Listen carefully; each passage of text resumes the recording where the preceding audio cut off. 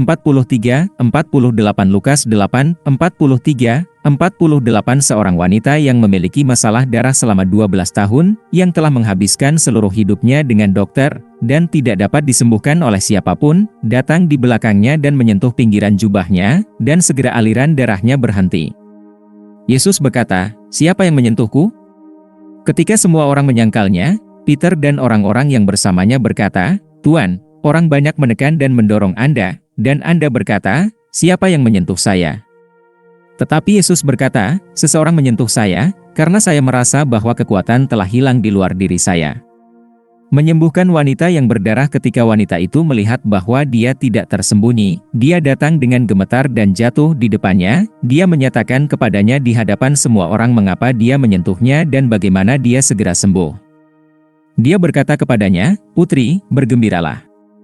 Imannya menyembuhkannya. Pergilah dengan damai."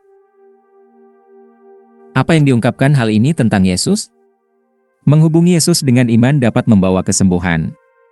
Catatan, menyembuhkan wanita yang mengalami pendarahan. Wanita ini terus-menerus dalam keadaan najis, oleh karena itu dia pasti diperlakukan seperti penderita kusta. Imamat 15, 25-27 Apabila seorang perempuan mengeluarkan darah berhari-hari di luar haidnya atau keluar darah terus-menerus setelah haidnya, maka najislah dia selama keluarnya darah itu, sama seperti pada hari-hari haidnya, tempat tidur manapun.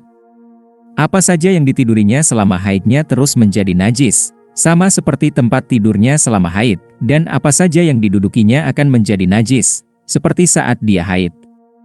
Berhasil ia harus mencuci pakaiannya dan mandi dengan air, dan ia menjadi najis sampai matahari terbenam. Keliman atau pinggiran pakaian yang disentuh wanita itu adalah jumbai atau jumbai yang tergantung di tepi pakaian luar menurut bilangan pukul 15.38, terbuat dari wol yang dipilin. Yesus mengenakan pakaian orang lain dengan pinggiran ini di keempat sudut pakaian luarnya. Sangat berwawasan untuk mempertimbangkan tujuan dari rumbai seperti itu. Bilangan 15:38-40 Katakanlah kepada orang Israel dan katakanlah kepada mereka, sepanjang generasi yang akan datang, kamu harus membuat jumbai di sudut pakaianmu, dengan tali biru di setiap jumbai. Anda akan memiliki jumbai ini untuk dilihat dan dengan demikian Anda akan mengingat semua perintah Tuhan, sehingga Anda dapat mematuhinya dan tidak mempermainkan keinginan hati dan mata Anda sendiri, maka Anda akan ingat untuk mematuhi semua perintah saya dan Anda akan dikuduskan untuk Tuhan Anda. Warnanya biru karena itu adalah warna tirai di bait suci dan sebelumnya di tabernakel. Meskipun tidak ada janji kesembuhan dari menyentuh jumbai ini, namun, mengenali simbolisme yang tepat dan ingin mempersembahkan tubuhnya kepada Tuhan, dia berjalan dengan iman. Saya membayangkan alasannya mungkin karena Yesus tidak bisa menjadi najis, jadi setiap najis yang menyentuhnya pasti otomatis menjadi tahir. Saya tidak menyadari bahwa jangkauan dan sentuhan pakaiannya itulah yang menjadi objek dari keyakinannya yang khusus. Tapi itu semacam cara nonverbal untuk meminta kesembuhan, seperti seorang anak menarik-narik rok ibunya. Konteks sangat penting dalam hal aplikasi. Karena ada orang-orang hari ini yang, khususnya dalam gerakan kata iman, akan membuat janji pura-pura mereka sendiri dan menaruh kepercayaan mereka padanya, sementara wanita ini bertindak sesuai dengan semangat hukum dan sesuai dengan semangat tentang Kristus sebagaimana ditentukan oleh konteksnya. Saya juga melihat bahwa Yesus tidak benar-benar mengabaikan siapa yang telah menyentuhnya, melainkan untuk menyelesaikan penyembuhan hubungan sosialnya, membuat penyembuhannya diketahui publik. Dengan demikian, dia tidak lagi dianggap najis.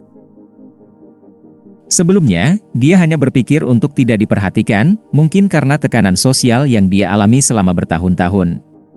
Pengakuan iman Tuhan Yesus Kristus, saya mengakui dosa-dosa saya, dan saya bertobat dari dosa-dosa saya, dan saya mengakui Tuhan Yesus Kristus sebagai satu-satunya dan cukup juru selamat hidup saya, menulis nama saya dalam buku kehidupan.